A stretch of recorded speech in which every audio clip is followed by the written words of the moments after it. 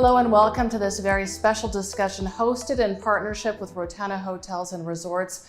I'm Ramia Farrage. Today we're gathering hospitality and tourism leaders to discuss the sector's innovative strategies to promote regional tourism. We're going to talk about what's behind the huge growth that's forecast for the Middle East travel and tourism sector, and we'll look at how the focus on consumer centricity is really pushing the post-pandemic recovery. The regional hospitality sector is exerting a lot of efforts to elevate people's experiences and to ensure their holidays are personalized by engaging in customer-centered practices. We're joined by an incredible group of panelists who are going to share their insights on these recent advancements that are really transforming the regional hospitality sector. Tony Douglas is the Group CEO of Etihad Aviation Group. Guy Hutchinson is President and CEO of Rotana Hotels and Resorts. Hala Matar Shelfani is President of HVS Middle East, Africa and South Asia. And Basmah Al-Mayman is Regional Director of the Middle East at the World Tourism Organization. Thank you so much for being with us today, everyone. Now, Mr. Douglas, I'd like to start with you. How is Etihad really transforming the travel experience for passengers, both on board and then to their end destination in the UAE? Thank you. And I think, given the challenge of the pandemic in recent times, it's an absolute delight that we can have a conversation like this when the market is recovered. And for us, what does that recovery look like? We've had the highest load factors in the history of Etihad over the last 2 months. And if anybody goes onto etihad.com straight after this session, they'll see that we're pretty much solid booked for the next 2 months as well. So I think that really reinforces the fact that revenge tourism was always going to be a phenomenon post-pandemic. You know, the desire for the traveling public to get back to the enjoyment, the joy of visiting special places, of course, has led to that pent-up demand. And Abu Dhabi clearly has a huge amount to offer when it comes to world-class travel destination profiling, from Saadiyat Island, Yas, as well as many of the other incredible propositions. What we've tried to do, of course, as Etihad, is play our part in the broader transport ecosystem and to bring, as the national carrier of the UAE, the connectivity from over 64 different foreign destinations into Abu Dhabi. And we see ourselves as an integral part of promoting Abu Dhabi to the world, and the world, of course, to Abu Dhabi, but to try and do that in a really innovative way, working with the likes of the Rotana Group and many of the others in the way in which we package the proposition to make it even easier for the traveling public to be able to choose Abu Dhabi as a destination.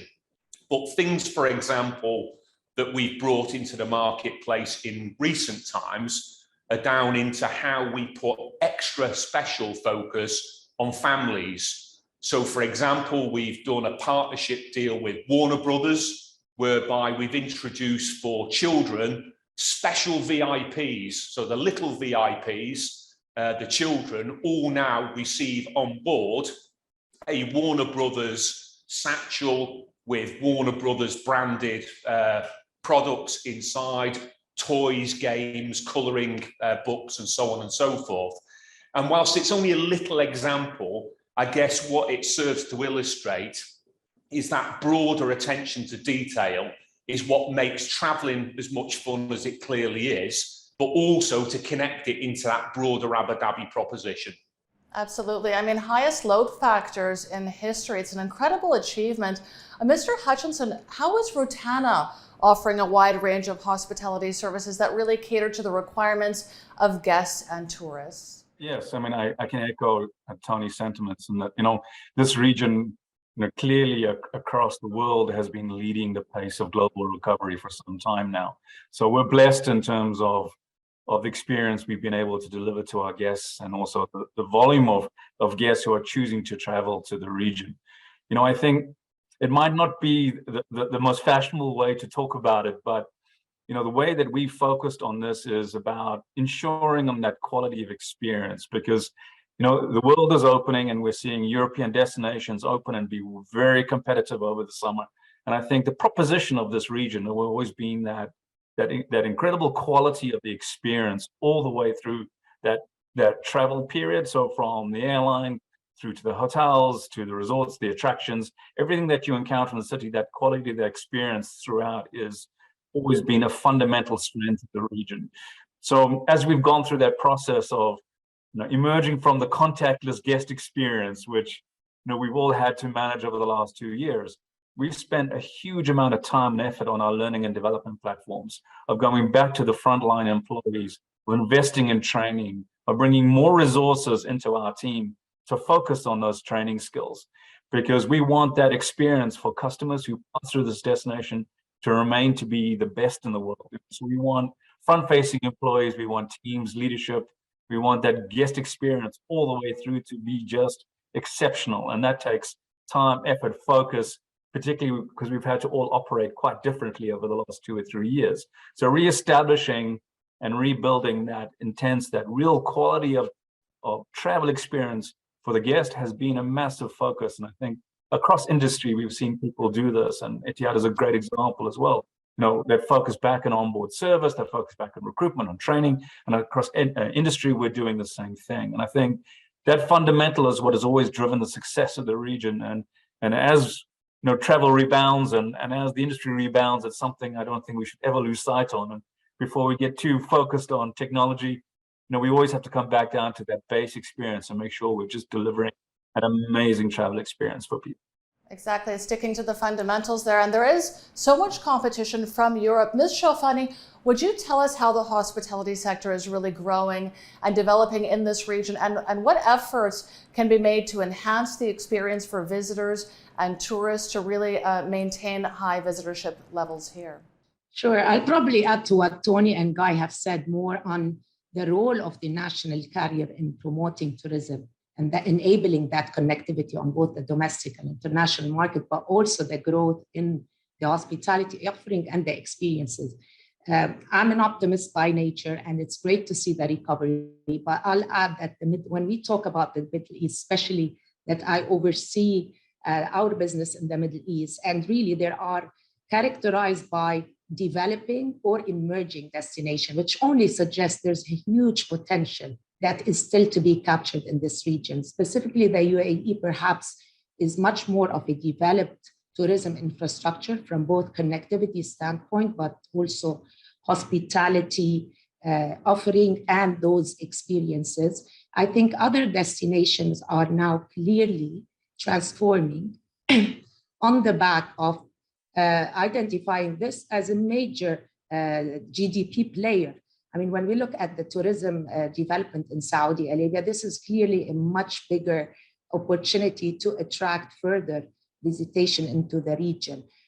Perhaps on the back of all this, and this is what Guy has just touched on in terms of the employment, as much as on the flip side, there is a huge opportunity. I think really the challenge and equally the differentiating factor for the Middle East is how are we looking for, as governments and also as the private sector, to train and upskill the local talents and really blending in those local experiences with the expectations of travelers who seem to be much more after these cultural experiences.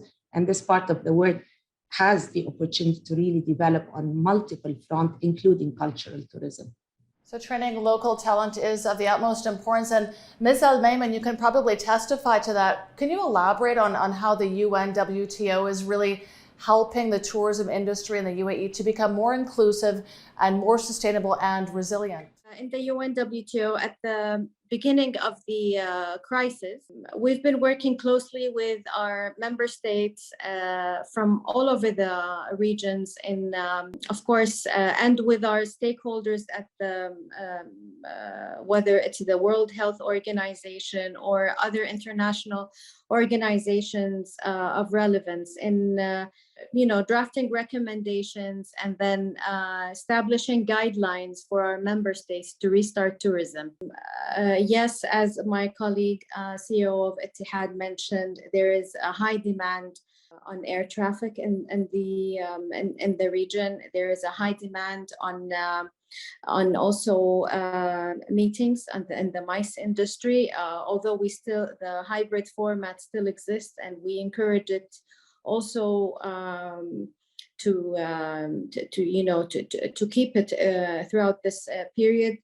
But on the other hand, we just, for example, in Jeddah, 2 months ago, we had the largest executive council of the UNWTO in its history since the establishment of the organization. And surprisingly, this happened in the post-COVID period. We still make a lot of efforts with our member states, and we will see how this goes until the end of the year. Now, we all saw the chaos that ensued in European airports over the summer, and I think that the UAE's airports were a great example to the world of how to deal with heavy resumption and travel demand. Mr. Douglas, tell us about the innovative strategies that were introduced by Etihad specifically to ensure a smooth and a fast consumer travel experience. So I guess, like all industrial sectors, you have to anticipate when markets recover how and when you need to upskill and recruit more. So the moment we started to see the pandemic changing direction, we went to the market and hired in excess of an additional 1,000 Etihad colleagues. And that was a deliberate strategy to make sure that we had cabin crew and ground staff able to serve what we estimated to be a market return. Now, to be fair, in the comment about European airports, most of them had challenges, and of course they operate with different labour laws, sometimes with trade unions, and it's a lot easier to downscale than it is to spin back up to speed. So in the same way, they knew they had a problem coming, and at least they were upfront in acknowledging it. And we did see some guest queuing challenges at the earlier part of the summer. But in the main, most of the European airports have recovered from that now, as that kind of lead and lag time in terms of committing to recruit people. And bearing in mind, in our industry, they all have to be security cleared as well, which is a long process for good reason. So that seems to be now correcting itself in most of Europe.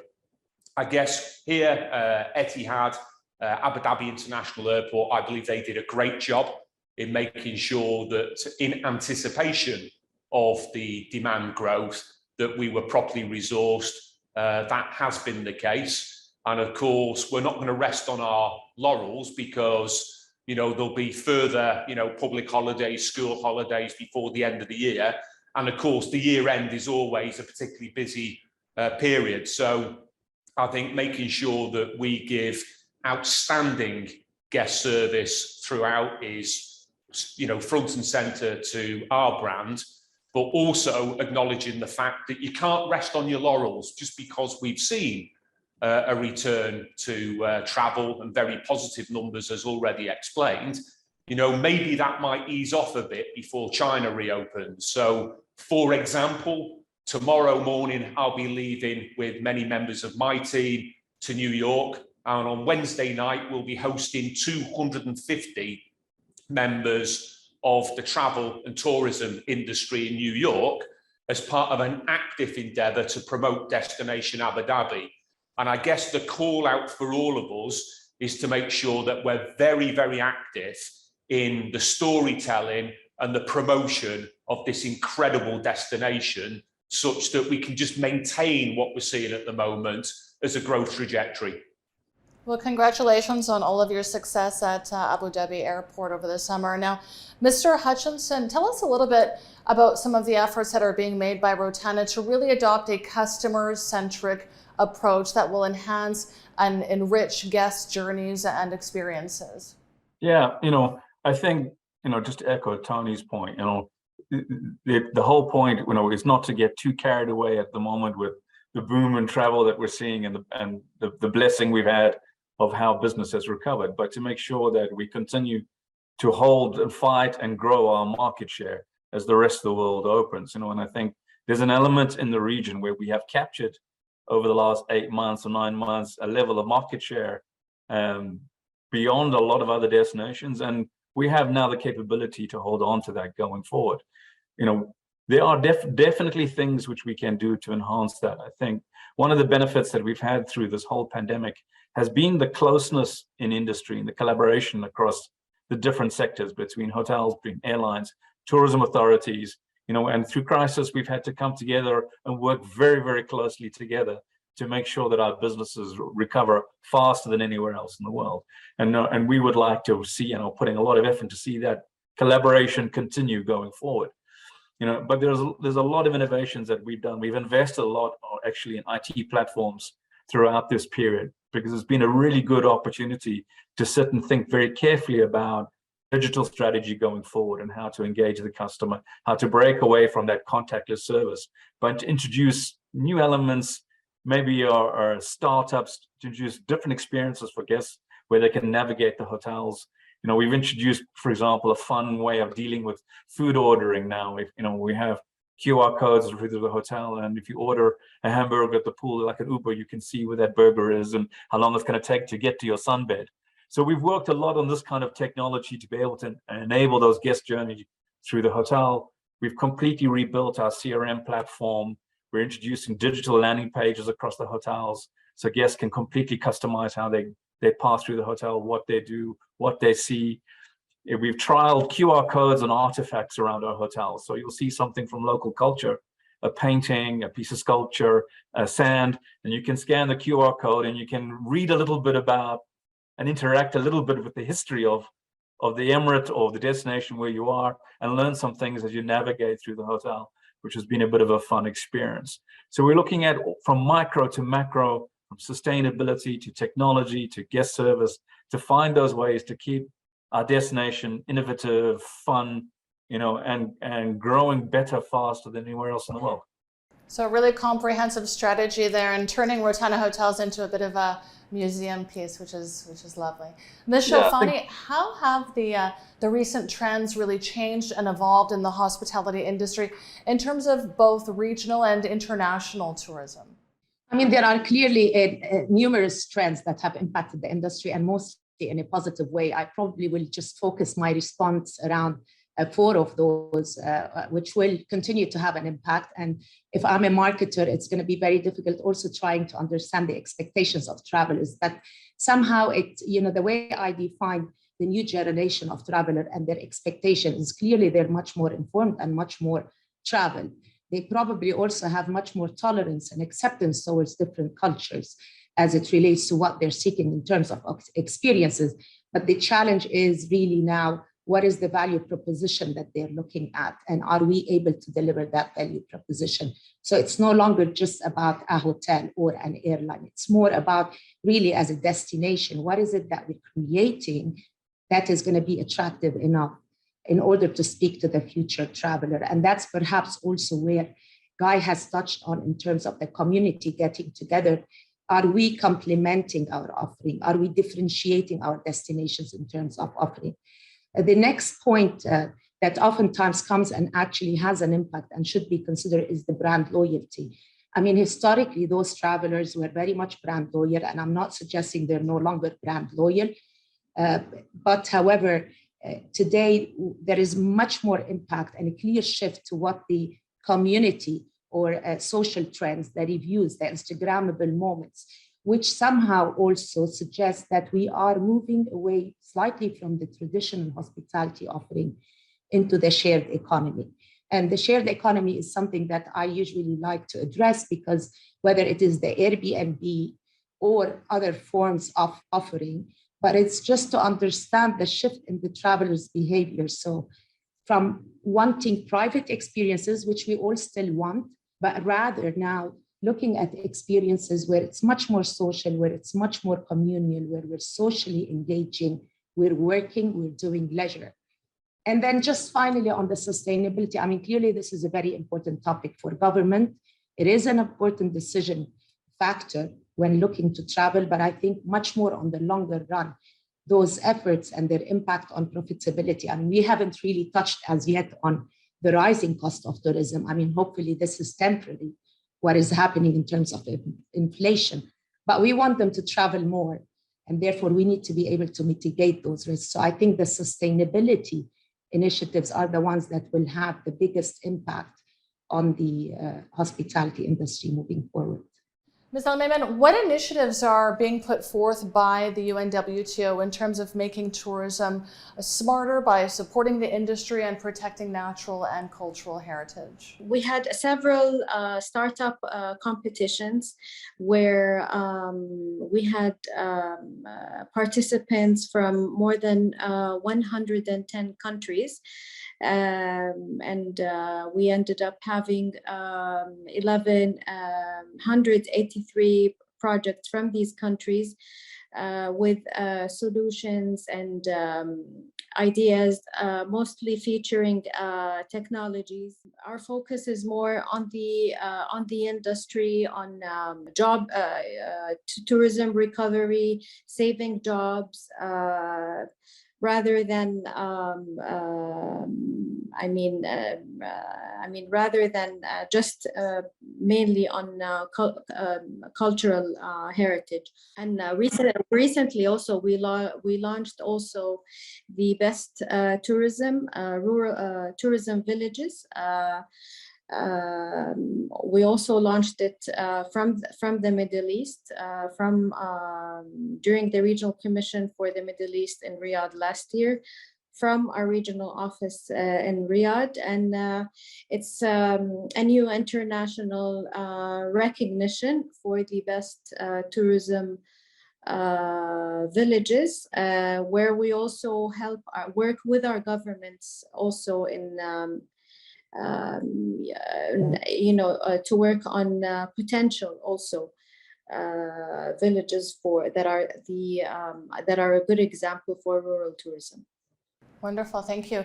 Now, Mr. Douglas, as we move towards a climate positive world, what initiatives has Etihad taken to ensure sustainable air travel? We saw Etihad launch some interesting new jets recently. So I think first and foremost, the biggest challenge to commercial aviation is the environmental sustainability challenge. So the two things in terms of commercial sustainability and environmental sustainability are very much connected. And we would argue that this agenda will ultimately determine the winners and the losers in the airline sector. We've taken it very seriously indeed. And over the last 3 years, we've led a number of specific programs, one with an aircraft called the Greenliner, and more recently, we've introduced a second aircraft called the Sustainable 50. And these two aircraft are actually personas. We use them as a go-to place for anybody who's got really smart ideas that can incrementally add to the way in which we reduce our carbon footprint. And they have proved to be extremely effective with not only the big manufacturers, the General Electrics, the Rolls-Royces, the Boeings and the Airbuses, but all the way through to the small and medium-sized enterprises, both dedicated to aerospace and more recently, many that operate in different sectors, but nonetheless have got ideas that can contribute to our challenge. We've all signed up as an industry through IATA to net zero by 2050. But the words are very easy. The reality, of course, is the physics of powered flight almost render that impossible at the moment without making significant steps in terms of technology evolution, but also many of the things that are available to us today being connected.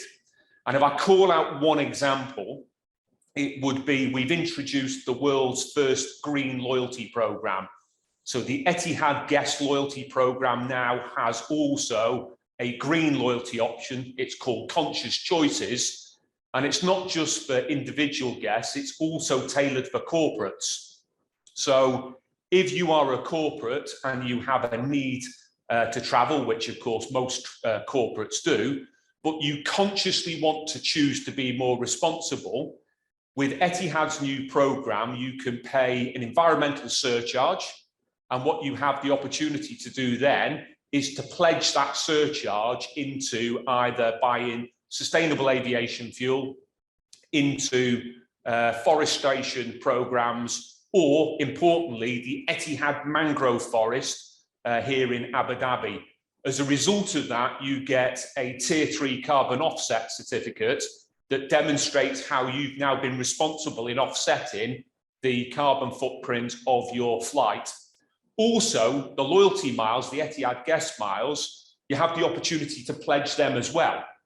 And in choosing whether they want to go into buying sustainable aviation fuel, into forestation, or into the Etihad mangrove forest, again, we then pay through the guest miles for that offset, and you then have the opportunity to demonstrate as a corporate or as an individual that you have been far more conscious in the way in which you've committed to your travel requirements.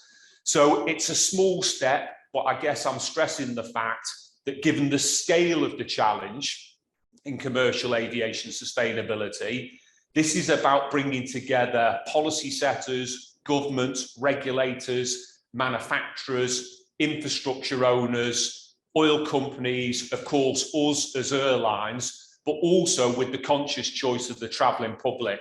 If we do all of that and throw a double six, we'll achieve the challenge of net zero by 2050. But for sure, this is the big challenge that's out there, not just for the current generation, but the next generation who'll enjoy working in the travel and tourism industry. A huge challenge it is, but really innovative solutions that Etihad is offering there. Mr. Hutchinson, tell us about the strategies and practices that have been put forth by Rotana to encourage sustainable tourism. I know in Dubai you've banned single-use plastics, for example. Yeah, I think for sure, companies and businesses across all sectors that are at the forefront of sustainability are definitely going to lead their sectors. I think there's just no doubt about that. And that has been at a core of how we've approached our business in general for a little while now, from more macro issues like design and construction. So, about 8 months ago, we opened our first hotel, which is entirely powered by solar, no grid electricity at all. So we've also worked on retrofitting some of our buildings to make them more energy efficient, because without dealing with technology that's 20 or 30 years old, you're not going to achieve your energy reduction or water management targets. So we've been very active in terms from the design and construction space to make sure buildings are built the right way, buildings are structured the right way, or are retrofitted to enable them to be more efficient.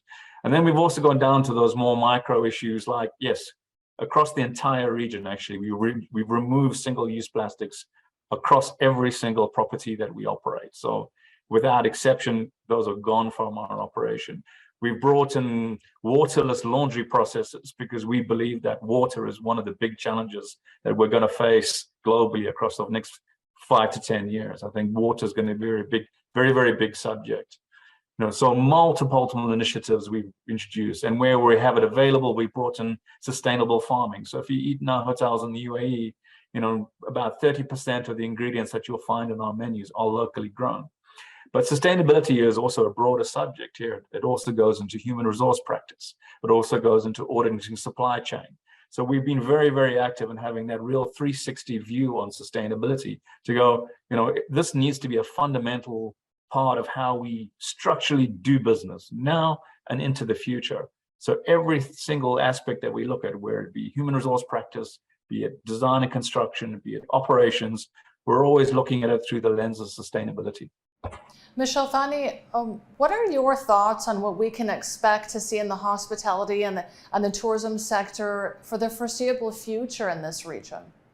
As I started off saying, I think the region as a whole has a huge potential simply because a number of countries are constrained currently either by political unrest or by the economic and financial challenges. So as a region, my view is that if today international tourists are only 5% coming to this region. Hopefully this will be increasing to 10%. We're seeing some of the established markets such as the UAE with the new licensing as it relates to the casino tourism. This is going to be clearly an induced demand generator for what is already a developed destination, but we're also seeing other destinations develop. So we're looking at much more cultural, potentially wellness, adventure tourism. So all these tourism verticals, there is a huge potential to grow. Specifically, what I believe is going to be also relevant to this region would be more of the homegrown brands versus the imported brands. I'm not suggesting that there isn't a follower base for imported brands, but I think also Rotana is a perfect example of a regional brand, not today, not because of the pandemic, but for the last 20 years, who have applied themselves well in this region. They have the cultural understanding and they will play a key role in the further development. The overall view is that we're looking at much smaller yet differentiated experiences, be it hotels, be it investment, something that is much more focused. And I cannot but echo what has been said earlier on. I think sustainability and the circular economy in general will play a key role in both travelers' attractiveness to certain destinations, but also the long-term profitability of making investments into this sector. So casino tourism, homegrown brands, and sustainability are the future of regional tourism.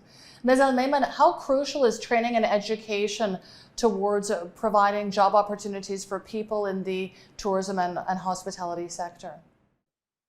Yes, well, it's very important, and it's a core factor in creating jobs in tourism, and that's why UNWTO has designed a new education strategy based on a hybrid model to boost the impact worldwide, including online education and through the UNWTO Tourism Online Academy, and also an offline education through UNWTO faculty program, and also a new initiative which is added value jobs through a UNWTO Jobs Factory, which we regularly announce on our media channels as well. And also in terms of quality assurance, we have the UNWTO certifications and education monitoring. Also, there is an international students league where we had from the Middle East, most of the, actually rather all of the winners were girls from Oman and Lebanon, who came up with very creative solutions that are in line with the SDGs of the UN. And tourism means jobs at the end of the day, whether it's for local or regional governments. And this is how we work also closely with our member states, and you will see more of it coming in the future. Looking forward to seeing more opportunities in the tourism and hospitality sector. And on that, we will wrap up today's session. Thank you to our panelists for sharing your views on your businesses and your industry with us. On behalf of Forbes Middle East, I'd like to thank our exclusive partners, Rotana Hotels and Resorts. We really appreciate everyone's time. So a big thank you to all of our viewers joining us today. Goodbye.